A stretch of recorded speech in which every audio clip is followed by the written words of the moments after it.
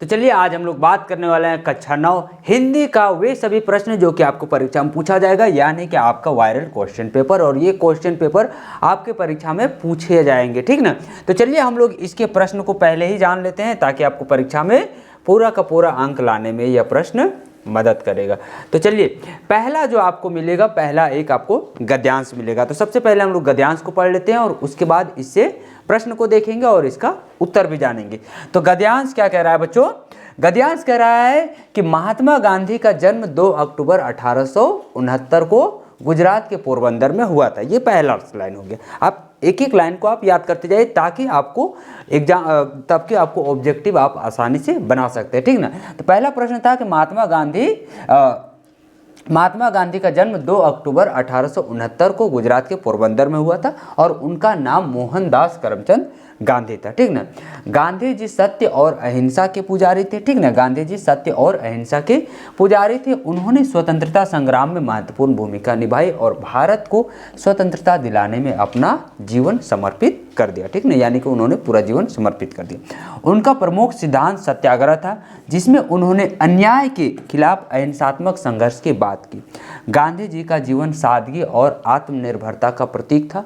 वे अपने पहनावे, आचरण और विचारों से सादगी और सेवा का संदेश देते थे। 30 जनवरी 1948 को नई दिल्ली में नाथूराम गोडसे द्वारा उनकी हत्या कर दी गई। उनकी शिक्षाएं आज भी विश्व भर में प्रेरणा का स्रोत है, ठीक ना। ये रहा आपका पूरा का पूरा गद्यांश, ठीक।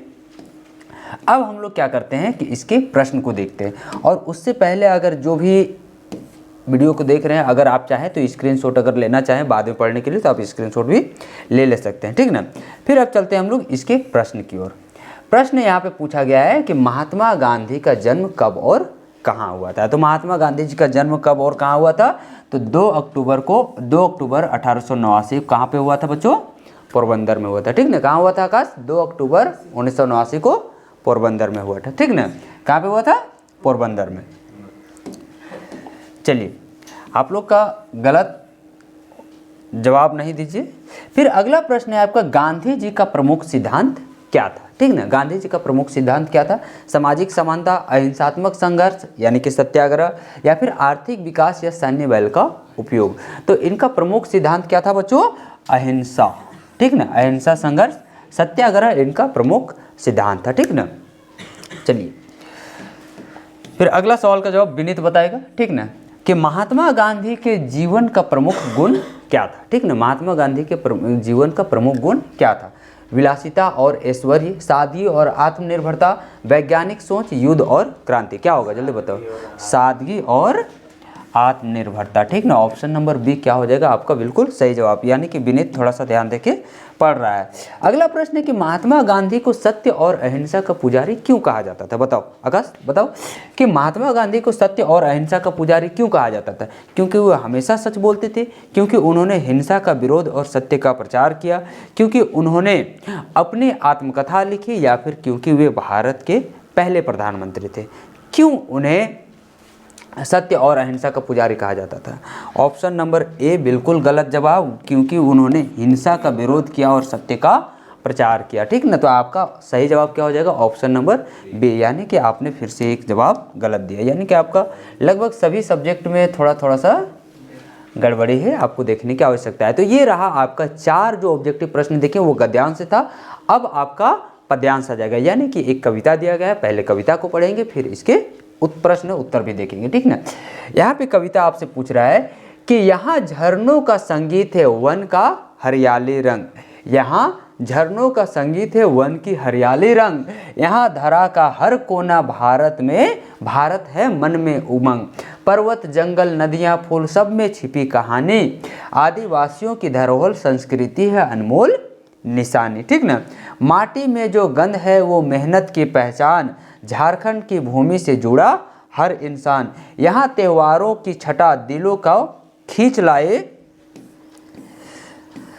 सरहुल करम और सोहराय की खुशियाँ बरसाए। ये रहा आपका कविता, ठीक ना। आप लोग एक बार फिर से दिखा दे रहे हैं, आप लोग स्क्रीनशॉट लेना चाहें तो ले सकते हैं कि ये रहा आपका, ठीक ना। उसके बाद प्रश्न देखिए, प्रश्न आपसे पूछा गया है कि झारखंड की संस्कृति का प्रमुख आधार क्या है। ठीक ना, झारखंड की संस्कृति का प्रमुख आधार क्या है? पर्वत और नदियाँ, आदिवासियों का धरोहर, या फिर आधुनिक शहर, या फिर औद्योगिक युग। तो आदिवासियों का धरोहर क्या है बच्चों?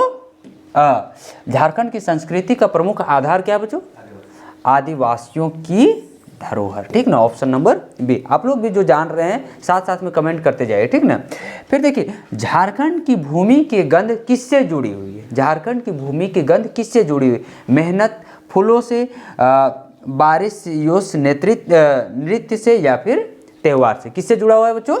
तो यहाँ की मेहनत से। झारखंड की भूमि का गंध किससे जुड़ा हुआ है? तो यहाँ की मेहनत की, यहाँ के लोगों की मेहनत से जुड़ी हुई है। ठीक ना, फिर देखिए, फिर अगला प्रश्न आपसे पूछा है, झारखंड की प्रकृति में किसकी कहानी छिपी है? ठीक ना, झारखंड की प्रकृति में किसकी कहानी छिपी हुई है? तकनीक की, वन्य जीवों, पर्वत, जंगल और नदियों, या फिर केवल नदियों की? तो किसकी कहानी छिपी हुई है बच्चों? पर्वत, जंगल और नदियों की। फटाफट, यानी कि क्वेश्चन देख के ही आपका दिमाग में आंसर चलना चाहिए, तभी जाके आपकी तैयारी बेहतर है। अन्यथा आपको और तैयारी करने की आवश्यकता है। उसके लिए चैनल से जुड़े रहिए, आपका काम हो जाएगा।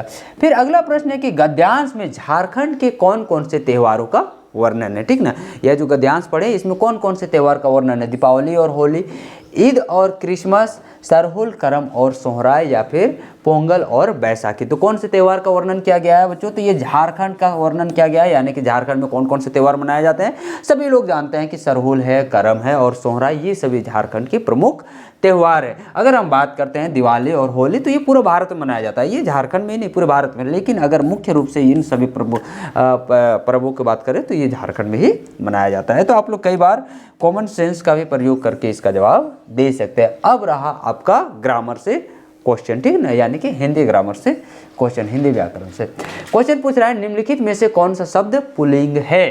देवी, बालिका, छात्रा, या फिर राजा? इसमें से पुल्लिंग कौन है? तो देखिए, देवी स्त्रीलिंग है, बालिका भी स्त्रीलिंग है और छात्रा भी क्या है?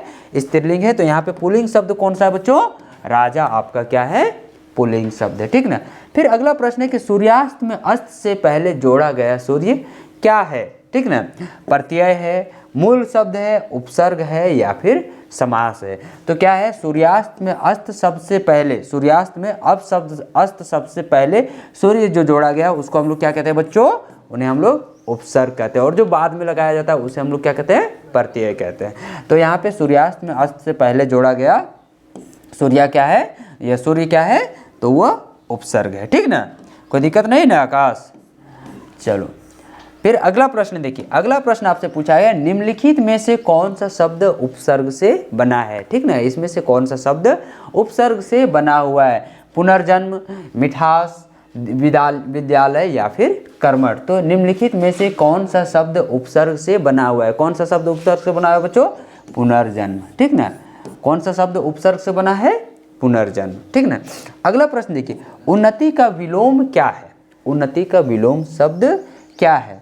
विकास, प्रगति, अवंति, या फिर सुधार? तो उन्नति का विलोम शब्द क्या है बच्चों?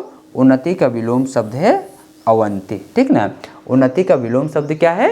अवंति। ठीक, चलिए इसी प्रकार से फिर हम लोग अगले प्रश्न पे हम लोग बात करते हैं। अगला प्रश्न आपसे पूछा गया है कि पृथ्वी का पर्यायवाची शब्द क्या है? ठीक ना, पूछा क्या गया है कि पृथ्वी का पर्यायवाची शब्द क्या है?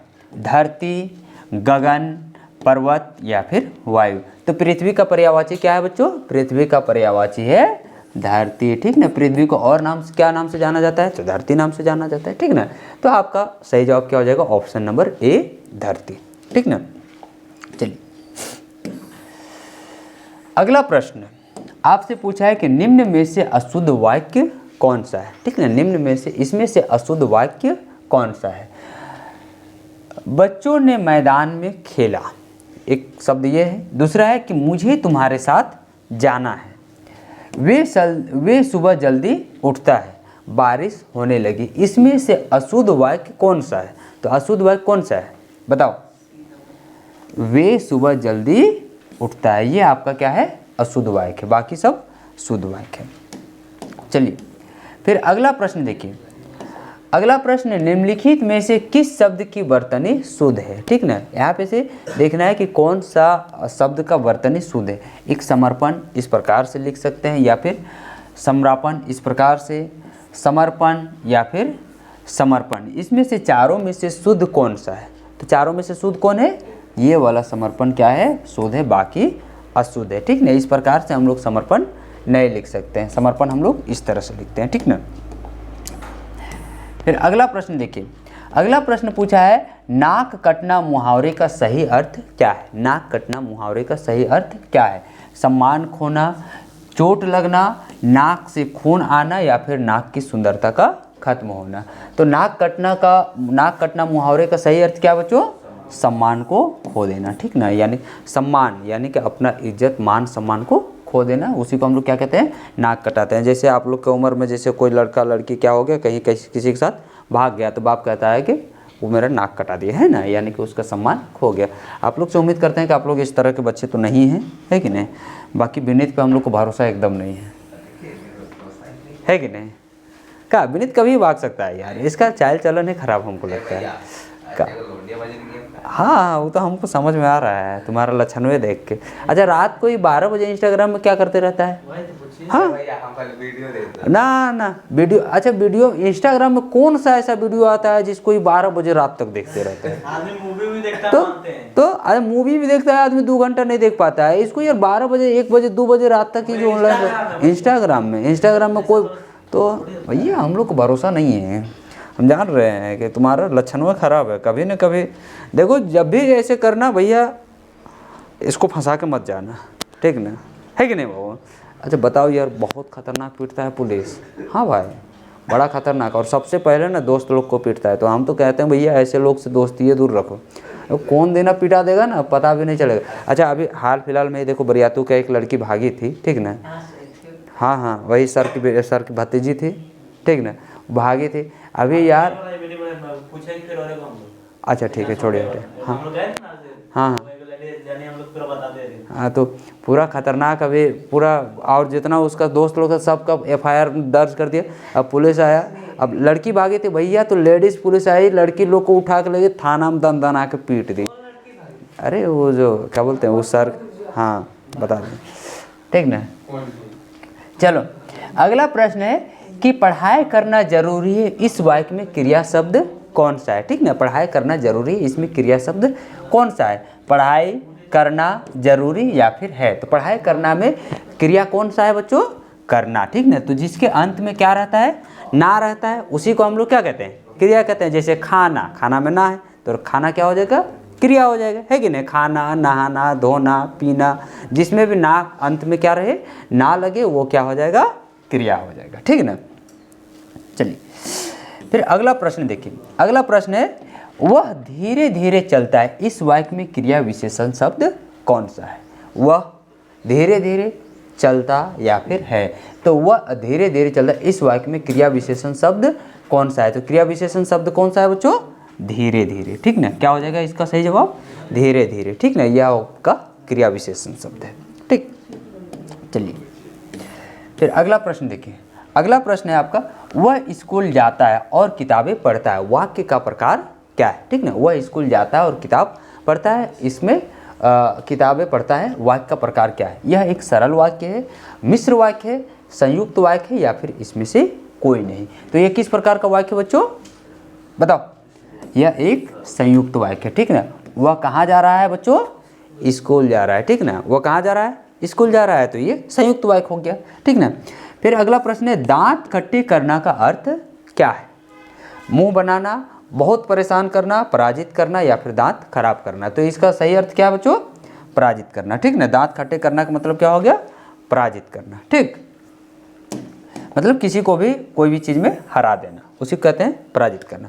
फिर देखिए, अब आपका किताब का प्रश्न शुरू हो गया। ठीक ना, अभी तक हम लोग ग्रामर देखे थे, यानी कि 50% क्वेश्चन सॉल्व कर चुके हैं। अब बचा 50% क्वेश्चन। आपका गद्यांश शुरू हो जाता है किताब का, कि धीरे धीरे सब कुछ बदल रहा है, एक नए जीवन शैली अपना वर्चस्व स्थापित कर रही है, उसके साथ आ रहे एक नया जीवन दर्शन, उपभोक्तावाद का दर्शन, उत्पादन बढ़ाने पर जोर है चारों ओर। यह उत्पादन आपके लिए, आपके भोग के लिए, आपके सुख के लिए, सुख की व्याख्या बदल गई है। उपभोग भोग ही सुख है। एक सूक्ष्म बदलाव आया है, नई स्थिति में उत्पाद तो आपके लिए है, पर आप ये भूल जाते हैं कि जाने अनजाने आज के माहौल में आपका चरित्र भी बदल रहा है और आप उत्पाद को समर्पित होते जा रहे हैं। ये आपका क्या रहा, गद्यांश रहा। अब इसके प्रश्नों को हम लोग देखते हैं। प्रश्न पूछा गया है कि प्रस्तुत गद्यांश किस पाठ से लिया गया है, ठीक ना। ये गद्यांश कौन से पाठ से लिया गया? उपभोक्तावाद की संस्कृति, एक कुत्ता और एक मैना, या फिर मेरे बचपन के दिन, या दो बैलों की कथा। तो कौन पाठ से लिया गया है? नहीं, उपभोक्तावाद की संस्कृति, ठीक ना। कौन पाठ से लिया गया है? उपभोक्तावाद की संस्कृति पाठ से लिया गया। शायद आप लोग कहानी को ढंग से नहीं पढ़े हैं, इसीलिए इसका जवाब नहीं दे पा रहे। क्या कीजिएगा, 12 बजे तक तो इंस्टाग्राम में ऑनलाइन रहते हैं, कहाँ से पढ़िएगा। फिर अगला प्रश्न है कि धीरे धीरे सब कुछ बदल रहा है, इस वाक्य में धीरे धीरे क्या है ना। क्रिया है, विशेषण है, क्रिया विशेषण है, या फिर संज्ञा है। तो क्या है बच्चों? क्रिया विशेषण। अभी हम लोग धीरे धीरे के बारे में पीछे हम लोग देखे थे ना। यानी कि देखिए, आप अगर एक प्रश्न अगर आप ढंग से जान रहे हैं तो उसी से रिलेटेड कितने सारे प्रश्न पूछे जाते हैं। यानी कि आपका एक गलत जवाब आगे आने वाला प्रश्न का भी गलत उत्तर हो सकता है। फिर अगला प्रश्न है, गद्यांश के अनुसार वर्तमान जीवन शैली किस पर आधारित है? समाजवाद, उपभोक्तावाद, आध्यात्मिकता, या फिर परंपरागत मूल्यों, ठीक ना। तो एक वर्तमान जीवन किस पर आधारित है बच्चों? उपभोक्तावाद पर, ठीक ना। किस पर आधारित है? उपभोक्तावाद पर। फिर अगला प्रश्न है, गद्यांश में उत्पादन बढ़ाने पर जोर क्यों दिया जा रहा है, ठीक ना। समाज में संतुलन बनाए रखने के लिए, लोगों के उपभोग और सुख के लिए, आर्थिक स्थिरता के लिए, या फिर नई तकनीक को बढ़ावा देने के लिए। क्यों बनाया जा रहा है बोलो? है लोगों के उपभोग और सुख के लिए भाई, इसीलिए ना उत्पादन बढ़ाया जा रहा है भैया, ताकि लोग ज़्यादा से ज़्यादा सुखी रह सके, है कि नहीं। आज हम लोग गाड़ी क्यों खरीद रहे हैं? गाड़ी खरीद रहे हैं ताकि सुख हो सके, है कि नहीं। आज हम डिजिटल बोर्ड में क्या फ़ायदा, आज तुम मोबाइल से पढ़ रहे हो, हम डिजिटल बोर्ड से पढ़ा रहे हैं, इसका फ़ायदा क्या है? ताकि भैया हम कम मेहनत में ज़्यादा चीज़ दे सके, है ना, तुमको भी सुख मिले। वही चीज़ है, जो भी आज उत्पादन हो रहा है वो किसके लिए? सुख बढ़ाने के लिए। फिर अगला प्रश्न है, निम्नलिखित प्रश्नों के लिए सही विकल्प का चयन कीजिए। प्रश्न है, गधे का छोटा भाई किसे कहा गया है, ठीक ना। दो बैलों की कथा में आप पढ़े होंगे कि गधे के छोटे भाई को क्या कहा गया है? घोड़ा, गधा, शेर, या फिर बैल। तो गधे के छोटे भाई को क्या कहा गया बच्चों? बोलो यार, दो बैलों की कथा, बैल, ठीक ना। गधे के छोटे भाई को क्या कहा गया है? बैल कहा गया है, ठीक ना। चलिए, फिर अगला प्रश्न है कि लहसा की ओर पाठ हिंदी गद्य की कौन सी विधा है? कहानी, संस्मरण, यात्रा वृतांत, या फिर निबंध। तो कौन सी विधा है बच्चों? यह एक यात्रा वृतांत है, ठीक ना। लहसा की ओर यह क्या है? एक यात्रा वृतांत है, ठीक ना। लेखक घूमने गए हैं तो उसी के बारे में यह वर्णन किए हैं। फिर अगला प्रश्न है, महादेवी वर्मा का जन्म किस शहर में हुआ था? फर्रुखाबाद, अहमदाबाद, फरीदाबाद, या फिर हैदराबाद। तो महादेवी वर्मा का जन्म कहाँ पे हुआ था? फर्रुखाबाद, ठीक है ना। कहाँ पे हुआ था बच्चों? फर्रुखाबाद में। देखिए आप लोग कितने प्रश्नों के गलत जवाब, इतना भी कोई गलत कैसे दे सकता है बोला जवाब। फिर अगला प्रश्न देखिए, अगला प्रश्न है, हरिशंकर प्रसाद जी ने कौन सी पत्रिका निकाली थी? हंस, जागरण, मर्यादा, या फिर वसुधा। तो इन्होंने कौन सी पत्रिका निकाली थी बच्चों? बोलो, मर्यादा पत्रिका, ठीक ना, हरिशंकर प्रसाद ने। और वहीं अगर बात करते हैं प्रेमचंद का, तो प्रेमचंद हंस पत्रिका निकालते थे, ठीक ना। चलिए, बच्चे काम पर जा रहे हैं, कविता के कवि का नाम क्या है? बच्चे काम पर जा रहे हैं, इस पाठ कविता के कवि के क्या नाम है? केदारनाथ अग्रवाल, सुमिंद्रानंदन पंत, राजेश जोशी, या फिर माखनलाल चतुर्वेदी। बताइए बताइए बताइए, क्या? राजेश जोशी। देखिए आप लोग का पूरा बेड़ा गर्क है। अब थोड़ा इंस्टाग्राम को छोड़ के परीक्षा के पे ध्यान दीजिए। फिर अगला है, मृत्यु की तरल दूत किसे कहा गया है? मृत्यु का तरल दूत किसे कहा गया है? बाढ़ के पानी को, कांपोज किए गए जहर को, या फिर बारिश के पानी को, या फिर इनमें से कोई नहीं। किसे कहा गया है? मृत्यु के तरल दूत किसे कहा गया है? जल्दी बताओ। है कंपोज किए गए जहर को। आज तुम जितना जो खा रहा है और खाना खाने के बाद उतना काम नहीं कर रहा है, तो तुम्हारा शरीर में वो जहरे का काम कर रहा है भैया। जितना खाना खा रहे हो और उतना काम नहीं कर रहे हो ना, तो वो धीरे धीरे धीरे धीरे वो क्या होते जा रहा है? तुम्हारे शरीर में स्टोर होते जा रहा है, और वही एक दिन तुम्हारा मांस का टुकड़ा बढ़ जाएगा, या फिर आपका पथरी हो जाएगा, या फिर किडनी, या फिर आपका ये ट्यूमर हो जाएगा। मतलब आपको परेशानी होने वाला है। आप जितना खाना खा रहे हैं ना उतना काम भी कीजिए, नहीं तो खाना कम खाइए, नहीं तो फिर जितना खा रहे हैं उतना हॉस्पिटल में जाके निकालिएगा भी। सुबह बाथरूम में तो कम निकाल रहे हैं, हॉस्पिटल में जाके ज़्यादा निकालिएगा, है कि नहीं। अगला प्रश्न, रीढ़ की हड्डी एकांकी का प्रमुख पात्र कौन है? ठीक ना, रीढ़ की हड्डी एकांकी का प्रमुख पात्र कौन है? उमा, शंकर, रघु या फिर प्रेमा, कौन है बताओ? रीढ़ की हड्डी एकांकी का प्रमुख पात्र कौन है? देख लें, हम जाने लूँ तो जानबे न कर भाई, उमा, ठीक है ना। फिर अगला प्रश्न है, मेरे संग की औरतें पाठ की लेखिका का नाम कौन है? बता, लेखिका कौन है बता? मंजुल भगत, महादेवी वर्मा, कृष्ण सोबती या फिर मृदुला गर्ग? जल्दी बोल। मृदुला गर्ग, ठीक ना, मृदुला गर्ग। हम जाने विनीतवा एको को जान तू, अरे हम जाने विनीतवा कर लछने वह लिखे है। तो फिर अगला क्या है आपका? काव्य खंड, ठीक ना। अभी हम लोग गद्यांश देखे, अब हम लोग क्या देखेंगे? पद्यांश देखेंगे। देखिए अब एक में क्या विनीत जानूल, ठीक ना। देखो पहले हम कविता पढ़ दे रहे हैं, फिर क्वेश्चन पूछेंगे। रंग रंग के फूलों में रिलमिल, रंग रंग के फूलों में रिलमिल हंस रही सखियां मटर खड़ी, मखमल पेटियों सी लटकी, छिमिया छिपाए बीज लड़ी, फिरती है रंग रंग की तितले, रंग रंग के फूलों पर सुंदर फूले फिरते हैं, फूल स्वयं उड़ उड़ वृंतों से वृत्त पर, ठीक ना। अब क्वेश्चन आ रहा है भैया, जवाब देने के लिए तैयार रहें। पूछ रहा है प्रस्तुत काव्यांश के कवि कौन है, यानी कि इस कविता के लेखक कौन है?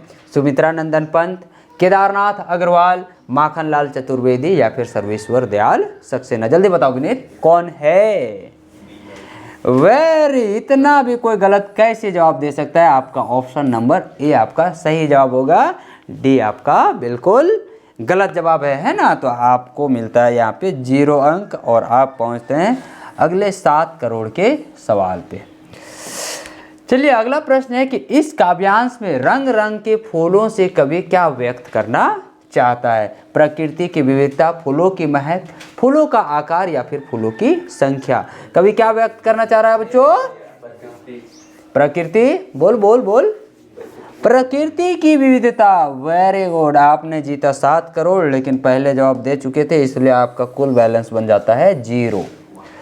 अगला प्रश्न, छिमिया छिपाए बीज लड़ी पंक्ति का क्या तात्पर्य है? ठीक है, इस पंक्ति के माध्यम से कवि क्या कहना चाह रहा है? बीजों का सजीव चित्रण, बीजों का छिपना, मटर की फलियों के में छिपे बीज या फिर पौधों का विकास? कवि इसमें क्या कहना चाह रहा है बच्चों? जल्दी बताइए क्या कहना चाह रहा है? मटर की फलियों में छिपे बीज। क्या कर रहा है कि छिमिया छिपाए बीज लड़े, ठीक ना, बीज को क्या कर रहे हैं? अपने अंदर छिपा करके रख रहे हैं। मटर का दाना हम लोग ऐसे मटर को थोड़ा थोड़ा खाते हैं ना, हाँ, मटर का छिलका हटा के, तो मटर की फलियां क्या कर रही हैं? छिपे हुए, है ना।